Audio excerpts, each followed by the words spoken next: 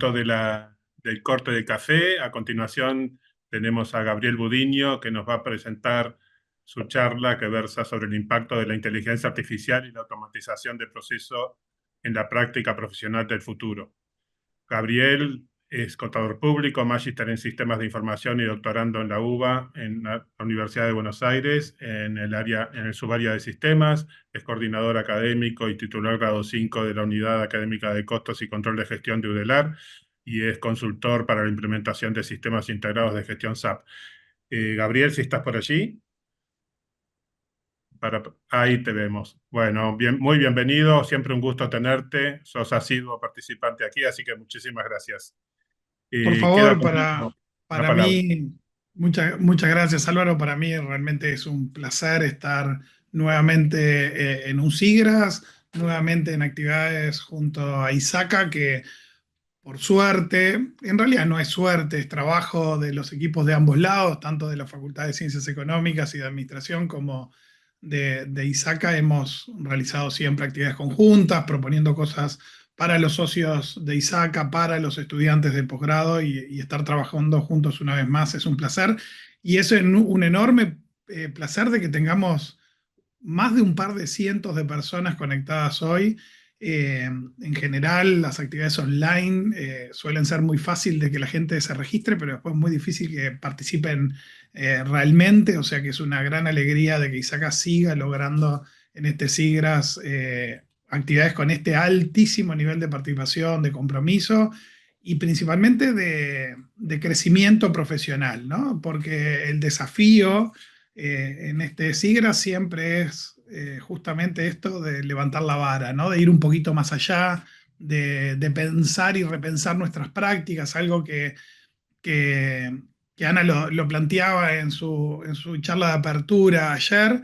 Y bueno, tratemos de sumar un poquito a esto a partir de pensar justamente en el impacto de la inteligencia artificial, de la automatización de procesos en la práctica profesional. Obviamente, en una mirada bastante generalista de este tema, pero que busca poner foco, digamos, en los profesionales que trabajamos en torno a la tecnología de la información, desde la perspectiva de cómo cambia nuestro propio trabajo, en nuestro quehacer. Eh, Está claro a esta altura, seguramente para la enorme mayoría de nosotros, que la automatización tiene que ver con estos cuatro elementos, entre otros, ¿no? Como el ahorro de costos por transacción, la disminución de errores, la reducción de reprocesos, que quizás es de los temas menos hablados, pero es significativo en su impacto, y obviamente temas de transparencia y seguridad, que para este público en particular es algo natural, necesario, imprescindible.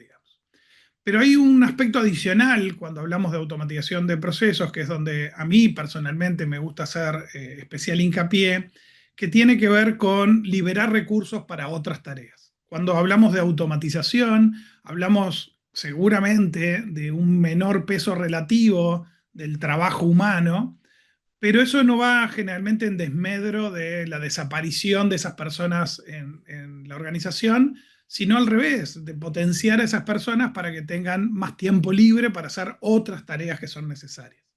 Si ustedes piensan en lo que ha sido el desarrollo profesional de la seguridad de la información, por ejemplo, obviamente en los últimos 20 años creció enormemente los desafíos en términos de formación, desafíos en términos de implementación de nuevos modelos, desafíos que tienen que ver con la aparición de nuevas tecnologías que necesitan ser auditadas, que necesitan ser revisadas, y eso tiene a su vez una doble tarea, que es la de entender el funcionamiento de esa nueva tecnología, pero además después lograr cómo adecuar nuestros modelos de seguridad a, a estas nuevas tecnologías que aparecen. Entonces, somos profesionales que estamos sobrecargados de tareas, de muchas tareas nuevas, y por lo tanto la automatización tenemos que verla realmente como una oportunidad, digamos, de liberarnos de algunas de las tareas que ya hacíamos, que eran las conocidas, que eran las que veníamos monitoreando, que veníamos implementando con lógicas, digamos, muy organizadas, muy predefinidas, para que esas nos den espacio a nosotros, los humanos, las humanas, para realizar esos otros desafíos que tenemos por delante. Entonces, si pensamos en el impacto, digamos, de la automatización, eh, para mi tesis de doctorado, que está en proceso, que tiene que ver un poco con esto, y algo de lo que estoy haciendo en la tesis es lo que les quiero comentar hoy, y mirando distintos autores, las dos clasificaciones más naturales o las más recurrentes que hemos visto tienen que ver con dónde impacta la tecnología en cuanto a si las actividades son recurrentes o no recurrentes, cognitivas o no cognitivas.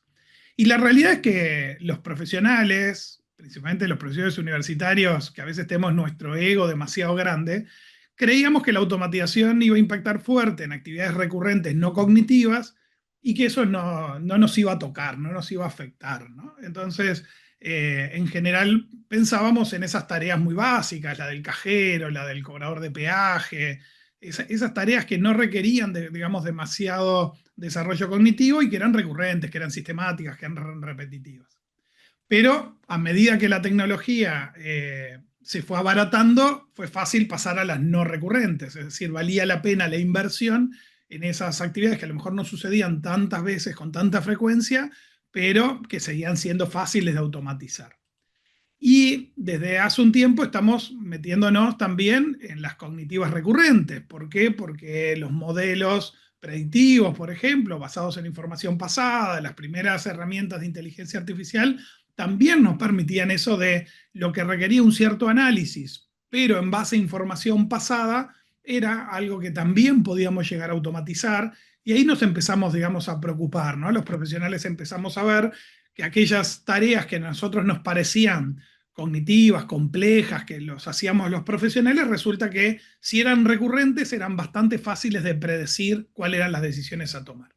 Y por ahora nos van quedando, digamos, las cognitivas no recurrentes como típica tarea humana, ¿no? Es decir, aquellas tareas que salen de lo común, que no tienen un pasado para proyectar hacia adelante, de que requieren un pienso y quizás la innovación. Y bueno, por ahí en ese rinconcito los humanos andamos todavía aferrados y seguramente bastante tiempo más tendremos por delante. Lo que sí es importante es diferenciarlas, ¿no? De que el abordaje es completamente distinto y cuando estén frente a la decisión de empezar a automatizar procesos, quizás el camino sea similar al que recorrí recién, ¿no? Empezar con las recurrentes de alto impacto, que son sencillas y fáciles de implementar, después las que no tienen tanto impacto, pero que igual son sencillas y el costo de automatización es bajo, después pasar a las que incorporan seguramente inteligencia artificial para automatizarlas también a partir de la información acumulada pasada, gran ventaja de la digitalización que hemos llevado adelante en los últimos 25 años, prácticamente en la mayoría de las empresas. Pero también entendamos de que las cognitivas no recurrentes, si bien en algún momento se pueden llegar a automatizar, es donde tenemos que poner el especial foco para el crecimiento y el desarrollo de nuestra actividad profesional. Entonces, con estos conceptos iniciales, yo para mi tesis doctoral tomo un trabajo de profesores del MIT, que lo que hicieron fue clasificar las profesiones en función del grado de amenaza que tenía las habilidades requeridas y el grado de amenaza que existía al valor que se ofrecía. Es decir, cómo la transformación digital estaba impactando en distintas profesiones. Ellos hicieron este cuadro de doble entrada y clasificaron los distintos trabajos, las distintas profesiones en estos 4 cuadrantes. Y a mí me pareció que era bastante injusto, digamos, lo que se hacía, estableciendo de que, no sé, un profesor, por ejemplo, iba a hacer un trabajo deconstruido, que iba a perdurar en el tiempo a partir de que, bueno, que la enseñanza seguía siendo algo relevante, o que los cajeros iban a desaparecer, que los plomeros era una actividad duradera porque era muy difícil de automatizar y eliminar el trabajo humano, etc. Y me parecía que lo natural, en realidad todo esto surgió porque soy contador y trabajo en un departamento, trabajo académicamente en la Facultad de Ciencias Económicas en un departamento de contabilidad y tributaria, y dijimos, bueno, esta gente nos pone en una situación donde estamos cuestionados los contadores acerca del futuro, ¿no? De la profesión. Entonces digo, bueno, pero eso es realmente así. Los contadores son una masa homogénea donde todas las tareas que realizan son iguales. Bueno, entonces dije, bueno, agarremos este marco conceptual de Lathan y Humbert y pasémoslo en lugar de profesiones a tareas, ¿sí? Y pensemos en estas dimensiones a partir del modelo que mencionaba antes también, de rutinario no rutinario, cognitivo no cognitivo, y cómo caen en estas categorías de desplazadas, deconstruidas, duraderas e interrumpidas. Entonces, por ejemplo, todas las tareas de registro de información, que son tareas manuales, rutinarias, claramente son tareas desplazadas, ¿sí? Tareas donde están muy amenazados tanto por las habilidades requeridas para hacerla como el valor que agregan. Después hay otras que a lo mejor al principio nos parecen cognitivas, como son cognitivas, nos parecen que van a sobrevivir bastante más, que también en realidad van a estar interrumpidas, porque las tareas de elaboración, si bien el valor que ofrecen sigue siendo alto, es decir, no está en riesgo el valor que se ofrece porque elaborar informes o cosas por el estilo es relevante. La realidad es que esos mismos informes se pueden elaborar utilizando herramientas de automatización, ¿no? Por ejemplo, pensemos en compilaciones de datos, ranking de incidentes en un sistema, la proyección de los riesgos a partir de algunos indicadores que hemos ido recopilando durante los procesos. Bueno, ese tipo de elaboración de la información, que es cognitiva pero es rutinaria, también caen ahí en una categoría de bastante riesgo, que es la de las tareas interrumpidas. Y quizás las tareas que requieren una cierta deconstrucción, es decir, que requieren un pienso, son las cognitivas interpersonales, que es una categoría que tiene que ver con el trabajo de gestión, que tiene que ver con el relacionamiento humano, ¿sí? Bueno, ese tipo de tareas requieren una deconstrucción. Por ejemplo, se vio claramente esto cuando en medio de la pandemia de COVID había un montón de profesionales que gestionaban equipos de personas que su pregunta era ¿cómo hago para supervisar a gente que no veo, que no la tengo en mi entorno presencial? ¿Eso qué quiere decir? Es que las tecnologías y la transformación digital me cambian el contexto y resulta que yo tengo que, si bien la tarea de supervisión, de seguimiento, de monitoreo de los equipos sigue siendo relevante, tengo que deconstruirla en el sentido de repensar las habilidades y repensar las herramientas que se requieren para seguir haciendo la tarea. Y hay otro conjunto de tareas, sustancialmente las cognitivas analíticas, claramente vinculados al análisis de la información, que en este modelo se consideran duraderas.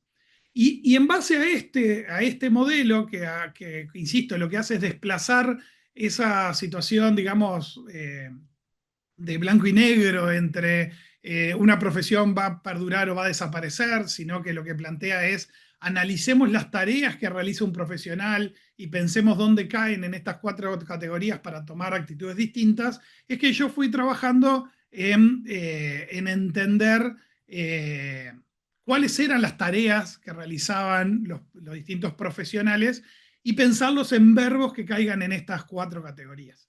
Y ahí ya hemos hecho algunos avances interesantes, en particular con foco en la carrera de contador público, y dentro de contador público con especial énfasis en tareas vinculadas al control y al control de gestión, donde se vieron hay unos primeros hallazgos interesantes que incluso hemos comparado en un trabajo publicado ya comparativo con colegas de la Universidad Tadeo Lozano de Colombia, de Bogotá, donde lo que hicimos fue entender qué peso relativo tenían cada una de estas 4 agrupaciones de verbos, de acciones que hacían los profesionales, y de esa manera entender cuál era un indicador de riesgo, digamos, ¿no? Es decir, cuanto más a la derecha estuvieran sus tareas o el peso de las tareas que estaban a la derecha, registro y elaboración, implicaba un mayor riesgo que si la mayoría de su tiempo estaban dedicados a tareas de gestión y análisis que tienen mayor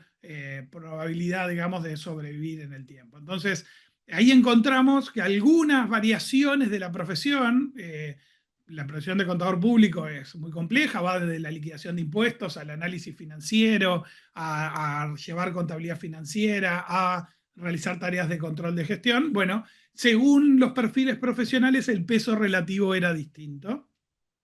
Y eso daba también señales acerca de que la profesión no era una cosa homogénea, ¿sí? Y cuando nos paramos en particular en profesionales vinculados a la seguridad y a la gestión de riesgos en particular, nos encontramos que obviamente podemos llegar a tener un nivel importante de carga de trabajo vinculado a las actividades de registro, a tomar nota de incidentes, por ejemplo, o de visitar clientes o procesos, revisar procesos y tomar registro de esos riesgos asociados, pero esa parte es claramente fácil de desplazar, de ser sustituida por toma de registros automáticos, indicadores obtenidos del propio sistema. Eh, pero sin duda hay una tarea en particular que llama la atención cuando entrevistas profesionales, que tiene que ver con las tareas de elaboración, porque la mayoría las vemos como tareas que tienen un componente importante de pienso, llamémosle de esa manera, ¿no? Ahí hay algunos verbos que ejemplifican, ¿no? Controlar, calcular, totalizar, valorar, verificar, que los vemos como si fueran tareas de difícil automatización, y en realidad hoy en día estamos muy cerca de que puedan ser completamente automatizables. Y también el otro hallazgo que va surgiendo en entrevistas con distintos profesionales tiene que ver con cómo minimizamos un conjunto de tareas de gestión que están en nuestros puestos de trabajo, digamos, en nuestros roles profesionales, ¿no? Es decir, cuánto tiempo le dedicamos a atender a los equipos, a supervisar, a consultar o a recibir consultas, a responder consultas, a enseñarle a personas, ya sean de nuestros propios equipos o esa tarea educativa que tenemos quienes trabajamos en gestión con tecnología o en particular quienes trabajan con gestión de riesgos, de estar enseñando completamente. Y es un conjunto de tareas que realmente tienen poca visibilidad, ¿no? Que cuando empecé a entrevistar profesionales me encontré con que se hablaba poco de esas tareas, a pesar de que en realidad sabemos que llevan bastante tiempo en nuestro día a día. Y eso tiene que ver con un conjunto de habilidades blandas que en general no hemos sido formados para eso, ¿no?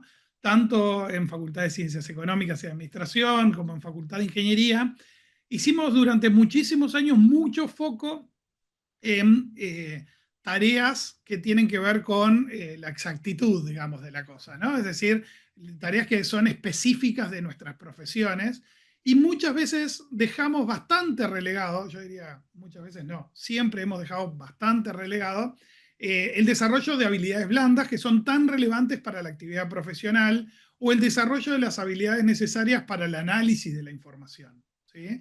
Si ustedes se ponen a pensar en su trayectoria formativa, educativa, van a encontrar que durante mucho tiempo hicimos un conjunto de presentaciones, digamos, de contenidos que iban desde el registro de la información a la elaboración de esa información, pero que dedicamos prácticamente nada a la lectura posterior de esos contenidos, ¿no? Es decir, una vez que algo está registrado y que fue elaborado y compilado como un informe, ¿cuánto tiempo dedicábamos de nuestras clases a comentar esos resultados obtenidos y hacer un análisis posterior, ¿no? Sin duda, quienes tienen un perfil que viene desde ingeniería lo saben muy bien, que han tenido que desarrollar una visión de gestión de riesgos, por ejemplo, que no era la habitual de lo que ocurría en clase, digamos. Bueno, eso también implica repensar nuestras prácticas educativas, de qué estamos formando. ¿Estamos formando para el registro y la elaboración, o tenemos que formar también para la gestión y en el análisis? Ahí hay otro elemento que a veces se cuela, que era cómo hacíamos nuestras trayectorias profesionales, ¿no? Es decir, históricamente nosotros nos formábamos, salíamos a trabajar, cuando salíamos a trabajar quizás hacíamos mucho tiempo actividades de registro, después pasábamos a hacer actividades de elaboración de la información, quizás después obteníamos una posición que nos permitía hacer análisis, y finalmente terminábamos en un puesto gerencial donde sustancialmente nuestras tareas eran de gestión. Y lo que iba pasando en esa trayectoria, que el propio trabajo de registro y elaboración nos iba permitiendo, y de intercambio con otros, nos iba permitiendo desarrollar ciertas competencias necesarias para el análisis y finalmente competencias necesarias para la gestión. Pero como el modelo implicaba que mi egreso iba directo a actividades de registro y elaboración, esperábamos todos que en el propio desarrollo profesional desarrolláramos esto de análisis y gestión. Por eso también los institutos profesionales, como es ISACA, ponen bastante hincapié cuando uno ve sus programas de formación, mucho más en análisis y en gestión que lo primero, porque lo primero era bastante desarrollado en las carreras más curriculares, formales. Y estábamos apoyando a los profesionales en el desarrollo de esas competencias de análisis y de gestión que eran necesarias. Entonces, en ese contexto, todo parecía funcionar correctamente, pero ¿qué pasa? A medida que empezamos a automatizar procesos y a tachar de nuestra lista de tareas requeridas los de registro y las tareas de registro y de elaboración, vamos a tener profesionales que cuando ingresan a las organizaciones a trabajar profesionalmente, ya no van a tener lugar para hacer tareas de registro y elaboración, sino que van a tener que saltearse y ocupar esos espacios de análisis, inicialmente, de gestión seguramente también, de manera muy rápida a partir de su formación de grado o de su formación profesional inicial. Por lo tanto, aquello de se van a liberar recursos para realizar tareas que son de mayor innovación, de evaluación de nuevas tecnologías, de medición de impacto, de análisis de riesgo, etc. Y obviamente además todas las que tienen que ver de la gestión de equipos, de trabajo conjunto, de trabajar en forma colaborativa, resulta que ahora las vamos a tener como en el inicio de la vida profesional y no años después de haber juntado experiencia en la práctica. Eso nos condiciona bastante el cómo formamos a estas personas para un mercado de trabajo que está cambiando significativamente y es parte también de lo que va a ser en particular mi tesis doctoral, pero a lo cual también invito a los colegas y muchos colegas acá que además son docentes, que están en el mundo académico, también a repensar nuestras propias prácticas educativas y hasta dónde llegamos en este proceso de registro, elaboración, análisis y gestión. Obviamente, todo esto de incorporar nuevas tecnologías tiene un montón de desafíos. Ya otros colegas han estado hablando de inteligencia artificial en las distintas conferencias. Vamos a seguir hablando en el SIGRAS de estos temas, pero yo no quería dejarlos pasar cuando hablamos de esto de sustituir personas por tecnología, sustituir personas por automatismo, sustituir personas por inteligencia artificial, en el sentido de por lo menos tener claro de que ciertas cosas están sobre la mesa y dónde vamos a jugar los humanos en este proceso, ¿no? Lo que se llama el human in the loop, ¿no? Es decir, el poner el humano en el ciclo de tomas de decisiones automáticas que podamos hacer. Tanto con RPA como con inteligencia artificial generativa, hemos tenido ahora la capacidad de que los propios sistemas tomen decisiones y sean creadores de un montón de cosas, digamos, en las organizaciones, pero tenemos que todavía seguir evaluando dónde ponemos a los humanos en ese proceso, ¿no? Primero porque los algoritmos todavía siguen siendo una caja cerrada para muchos de nosotros y en las herramientas que usamos. Y cada vez más nos vamos a estar moviendo a un uso indirecto de los modelos de inteligencia generativa, es decir, el uso o el consumo de inteligencia artificial generativa desde aplicativos. Hoy estamos como yendo directo a la fuente, ¿no? Es decir, vamos y experimentamos directamente con ChatGPT, con Gemini, etc. Pero cada vez más vamos a tener agentes embebidos de sistemas transaccionales. Por ejemplo, sería bastante lógico que de acá a poco uno estuviera frente a, no sé, a Microsoft Project y Microsoft Project tuviera un asistente de inteligencia artificial que me ayude a armar mis proyectos. Pero eso va a implicar de que no voy a tener un uso tan directo y explícito como tengo hoy de la inteligencia artificial, sino que voy a estar mediado, digamos, por un montón de reglas que van a estar puestas en esos agentes que ahora van a poder interactuar con las aplicaciones que uso. Y por lo tanto, tener claro cómo funcionan esas reglas, cuáles son esas reglas, cuáles son los modelos a los que responden, es un tema que junto con el tema de sesgo de datos, de la información de entrenamiento que se usó, sabemos que están siendo complejos, ¿sí? Hace unos días, en un evento, un periodista que daba una charla decía, Pídanle a una inteligencia artificial cualquiera que les genere una imagen de un reloj a una hora determinada, y van a ver que siempre la imagen que se genera da las 10:10.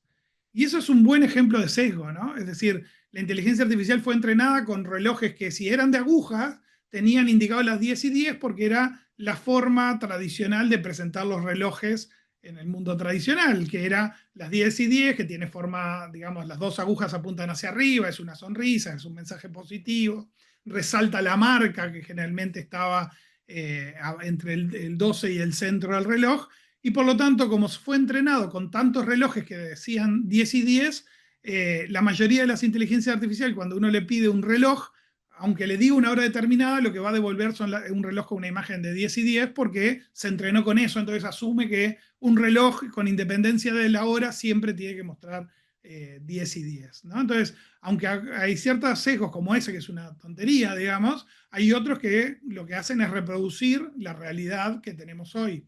Y los humanos, hasta ahora, teníamos siempre esto de que usábamos la tecnología de forma disruptiva, es decir, la tecnología transformaba lo que éramos y nuestras decisiones, y repensábamos el mundo a partir de tener nuevas miradas que generalmente estaban asociados al desarrollo tecnológico, ¿no? Es decir, cada vez que incorporamos una tecnología repensamos nuestra sociedad en su conjunto, y en cambio la inteligencia artificial, por la forma en que está desarrollada, corre el riesgo de, al revés, de la perpetuidad, de continuar repitiendo el modelo.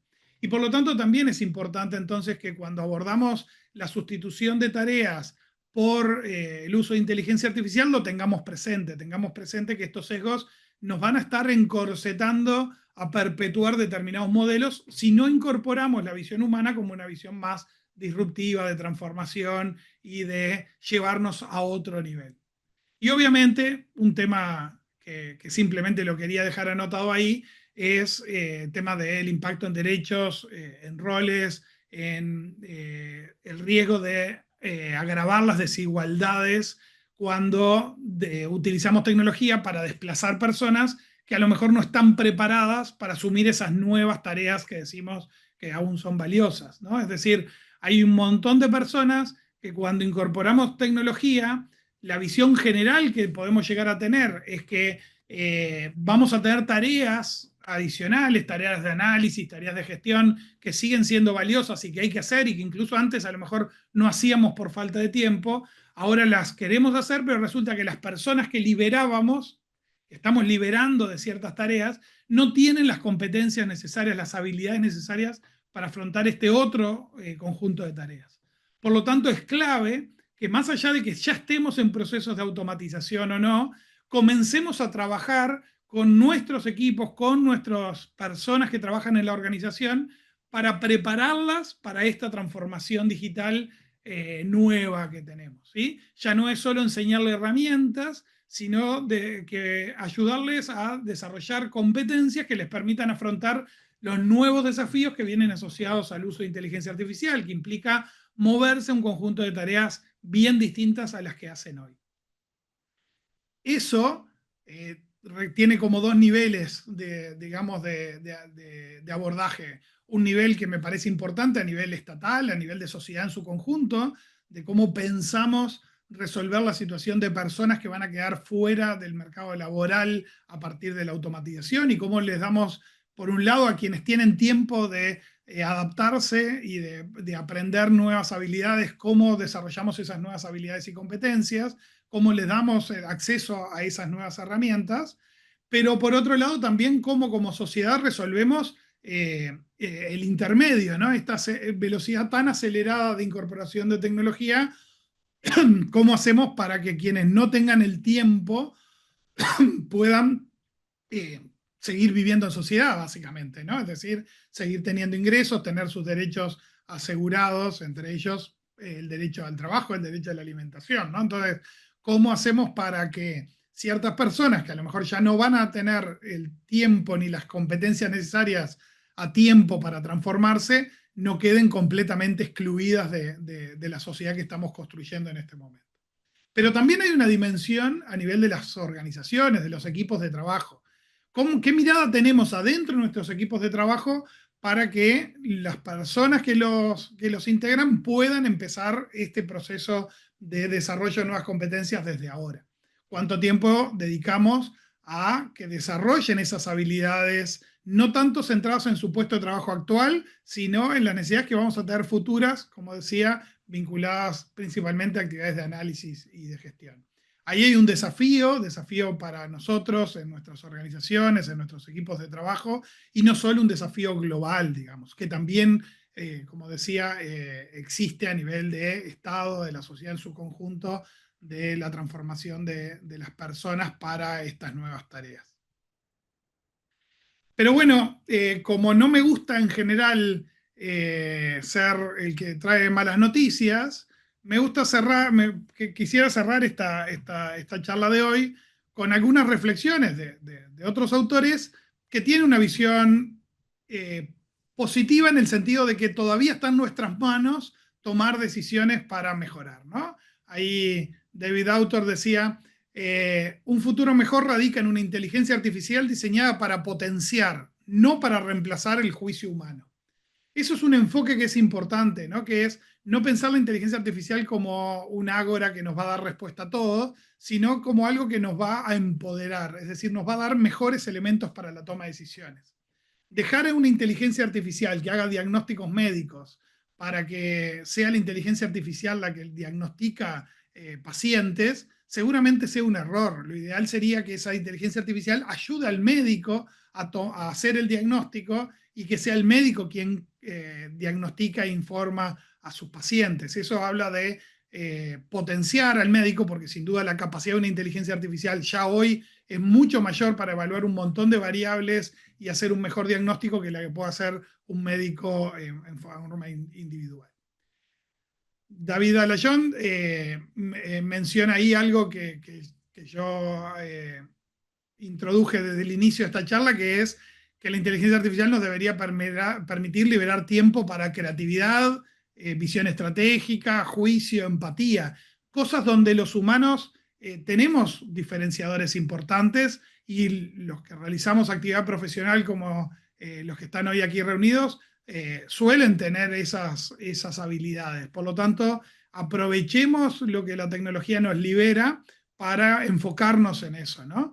Y demos más tiempo justamente al juicio, a la decisión, a la evaluación de riesgos, al diseñar nuestros planes estratégicos, a desarrollar también nuestras competencias vinculadas a la empatía para generar sintonía con las personas con las que interactuamos. Y Acemoglu dice: no se trata solo de hacer que un trabajador sea más productivo, sino de crear realmente nuevos empleos que antes no existían. Y ese es un punto que es importante en toda esta historia, ¿no? ¿Vamos a tener desaparición de puestos de trabajo? Sí, por supuesto. Hace un tiempo, en una actividad que hicimos en facultad, había un representante del PIT-CNT que por suerte lo tenía muy claro, ¿no? Como representante de los trabajadores agremiados. Y decía: en este momento no tenemos que preocuparnos de proteger y defender puestos de trabajo, como sí lo tuvimos que hacer en otro momento. Ahora es momento de defender personas. Entonces, cambiar ese foco de defender puestos de trabajo a defender personas implica reconocer de que no se trata solo de saquémosle más jugo a la persona en ese puesto de trabajo, sino de pensar en nuevos roles y cómo hacer que estas personas puedan ocupar nuevos roles valiosos en la sociedad. Y obviamente tener claro que sí, la inteligencia artificial puede aumentar la productividad humana, pero no solo en las tareas que ya existen, sino creando nuevas tareas, ¿sí? Por lo tanto, mi reflexión final en este abordaje de los desafíos que la inteligencia artificial trae para la actividad profesional tiene mucho que ver con esa capacidad de multiplicar que tiene la inteligencia artificial, ¿sí? Nos va a permitir mayor capacidad de los equipos por la liberación de tiempo, porque tenemos como ese nivel de análisis potenciado con mayor información que antes no teníamos. Sin duda nos permite multiplicar la velocidad de las tareas.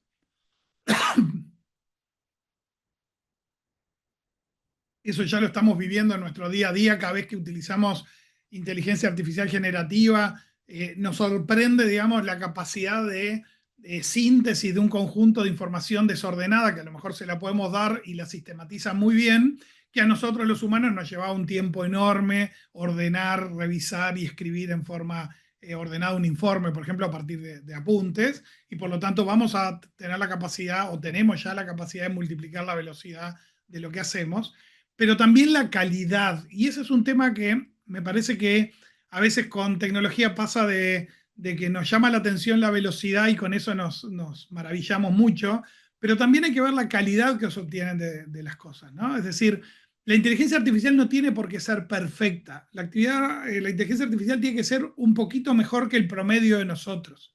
Obviamente vamos a encontrar siempre un experto que es muy bueno haciendo algo. Siempre tenemos a alguno del equipo que es muy bueno redactando informes o haciendo presentaciones o dando una conferencia.